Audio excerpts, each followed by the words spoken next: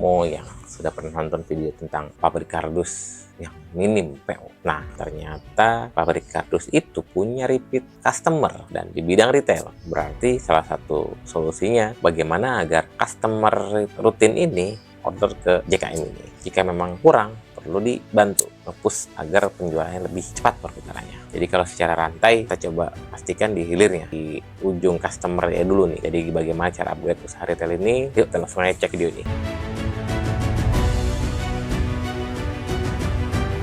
Nah, jadi dari video yang beberapa pekan lalu sempat saya angkat tentang sebuah pabrik yang kondisinya itu hanya 1 atau 2 kali berjalan aktivitas operasional karena memang minim PO. Nah, dari situ kemudian tanya apakah ada list order yang dalam beberapa bulan terakhir. Ternyata orderan terakhir itu lumayan besar. Itu berasal dari salah satu usaha kardus juga, namun di bidang retail. Nah, dari situ saya mikir ternyata ini ada customer rutin di bidang retail. Kenapa nggak coba kita cari tahu itu customer rutin ini bagaimana agar frekuensi lebih tinggi sehingga PO-nya pun lebih sering PT JKM ini. Dari situ saya berpikir, wah menarik nih, lebih minim effort dibandingkan kita harus mencari customer baru. Akhirnya singkat cerita kita kontak lah dan akhirnya setelah dibangun komunikasi berjalan lah. Jadi saat ini KRDS mulai berkolaborasi dengan 2 entitas JKM dan 1 usaha retail yaitu Bandung Kardus, di mana KRDS ini bisa memberikan solusi atas permasalahan yang dialami oleh JKM pada awalnya. Kemudian ketika sudah dicari tahu lebih dalam, Bandung Kardus pun ada permasalahan yang unik. Jadi untuk membuat frekuensi atau order ini meningkat, Bandung Kardus butuh kerobosan. Karena selama ini, anggap aja hampir 8 tahun, Bandung Kardus itu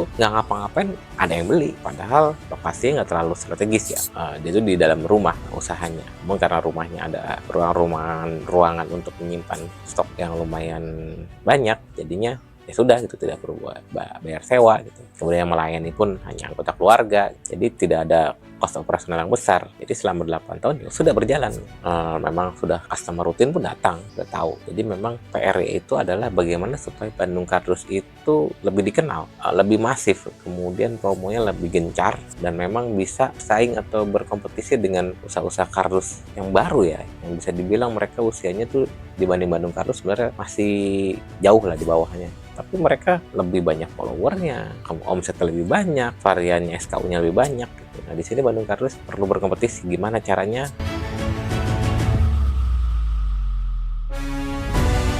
Ketika sudah berbicara dengan ownernya Bandung Kardus, kemudian menggali apa saja kebutuhannya, dan memang kita juga sudah tahu itu 8 tahun yang lalu seperti apa. Poinnya itu untuk bersaing dengan mereka yang modalnya besar, kemudian lokasi lebih strategis gitu. Memang Bandung Kardus tidak ngoyo, tidak maksa.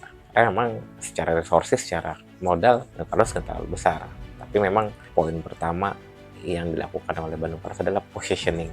Dari situ kemudian dibedahlah 8 tahun yang lalu hingga saat ini ada satu konsistensi yang dilakukan oleh Bandung Kardus, yaitu kardus ukuran besar. Nah, poinnya di sini. Jadi ketika kardus ukuran besar itu dipakai oleh siapa? Mereka yang butuh untuk pindahan. Dari sinilah kita mengawalinya. Jadi kita rencanakan, oh ternyata orang pindahan yang butuh kardus itu di mana sih? Gitu. Bagaimana cara mendekati mereka-mereka yang memang butuh pindahan, karakternya bagaimana. Nah, itu akhirnya dibedah lah. Dari sini kita mulai bikin planning, perencanaan, identitasnya, bagaimana pendekatannya, gitu. Termasuk untuk pindahan itu kebanyakan urgent ya.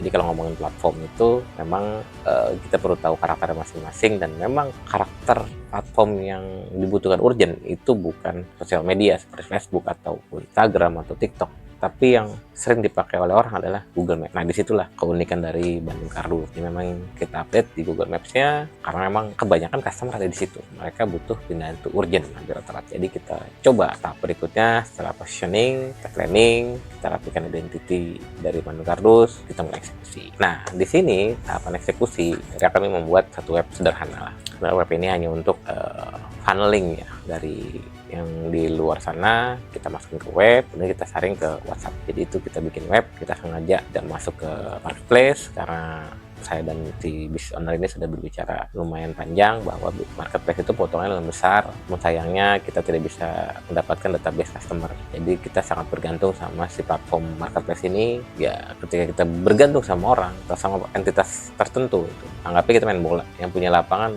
bukan kita gitu. Kalau yang punya lapangan suruh pergi ya pergi gitu kan. Nah itu hal-hal tersebut kita hindarin. Di akhirnya kita bikin website sendiri, cukup sederhana. Kemudian selain eksekusi itu kita juga bikin beberapa postingan yang rutin di Google Maps. Rata-rata ada berita baiknya. Update di Google Maps itu sekarang bisa dibuat schedule ya. Jadi kita bisa tanggal berapa, jadi tidak seperti dulu kita harus buka posting.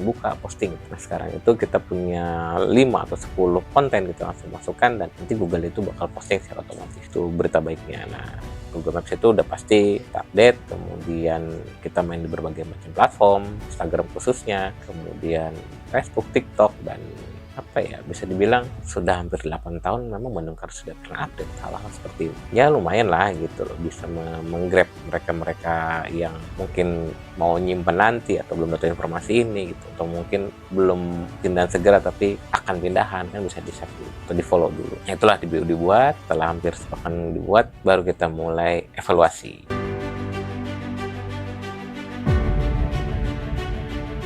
Nah di sini harapan business owner ataupun beberapa orang yang memulai bisnis sudah mulai nih posting, sudah mulai ini nih melakukan hal ini, wah langsung laku gitu. Ya nggak begitu juga Ferguson. Kita kan kuncinya adalah sustainability, jadi memang keberlanjutan.